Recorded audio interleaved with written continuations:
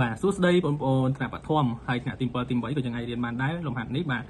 សម្រាប់អ្នកដែលអត់ទាន់យល់អញ្ចឹងយើងមកអនុវត្តបន្តទៀតតាក់ទងជាមួយនឹងគុណប្រភេទនិងប្រភេទប៉ុន្តែលើកនេះគឺយើងអនុវត្តលំហាត់សុទ្ធតែម្ដងអញ្ចឹងយើងដឹងហើយថាការគុណប្រភេទនិងប្រភេទគឺគេយកភាគយកគុណនិងភាគយកភាគបាញ់គុណនិងភាគបាញ់មានន័យថាផ្នែកខាងលើគុណបញ្ចូលគ្នាហើយផ្នែកខាងក្រោមគុណបញ្ចូលគ្នាបាទខ្ញុំមានប្រភេទ1ភាគ3បាទគុណជាមួយនឹង2ភាគ3បាទអញ្ចឹងយើងអាចគុណបានន័យថាយើងយក1គុណនឹង2ទៅ1 2ដងគឺស្មើជាមួយនឹង2បាទ1 2ដងគឺស្មើជាមួយនឹង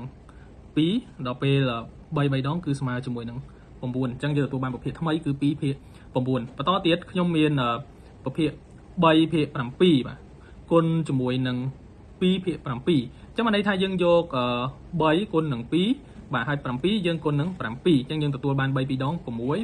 7គុណនឹង7ស្មើ49បាទអញ្ចឹងយើងបាន6នៅលើ49បាទយើងបន្តមកលំហាត់បន្តទៀតបាទយើងមាន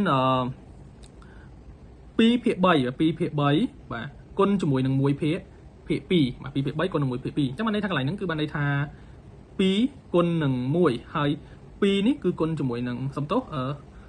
3គុណនឹង2បាទតាមវីដេអូមុនដែលខ្ញុំធ្លាប់បានបង្រៀនបានន័យថាយើងអាចសម្រួលវាបានយើងដាក់ចម្លើយយកតែម្ដងដោយសារយើងឃើញថាប្រភេទនេះគឺវាមាន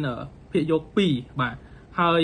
ខាងនេះគឺវាមានភាគបាញ់2អញ្ចឹង2ហ្នឹងគឺជាលេខដូចគ្នាក្នុងករណីនេះគឺយើងអាចសម្រួលលេខនឹងចោលបានបាទអញ្ចឹងយើងនៅសល់លេខហ្នឹងគឺសល់តែលេខ1ជាមួយនឹងលេខ3ទេបាទអញ្ចឹងយើងចម្លើយយើងទទួលបានគឺ1ភាគ3នៅពេលដែលបងប្អូនកណនាបងប្អូនយក2គុណនឹង2ទៅចម្លើយគឺស្មើ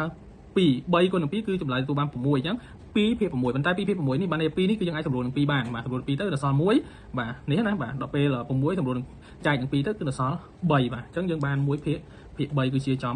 ម្លើយបាទដោយសារលំហាត់នេះខ្ញុំគិតថាងាយស្រួលដែរអញ្ចឹងនៅសល់ប្រហែលជា5លំហាត់ទៀតទុកឲ្យបងប្អូនអរគ្នារៀនក្នុងការដោះស្រាយខ្លួនឯងបាទអញ្ចឹងអរគុណច្រើនបងប្អូនអរគ្នាសង្ឃឹមថាបងប្អូនអរគ្នាអាចដោះស្រាយលំហាត់នេះបានផងដែរអរគុណច្រើនហើយយើងជួបគ្នានៅវីដេអូក្រោយទៀត